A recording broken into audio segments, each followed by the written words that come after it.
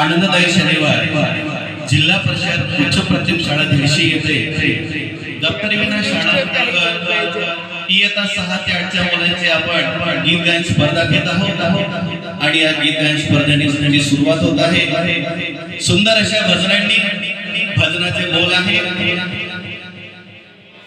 जगी जीवनाचे सार घ्यावे जाणून सत्वर जैसे त्याचे कर्म तसे फळ देतो रे ईश्वर।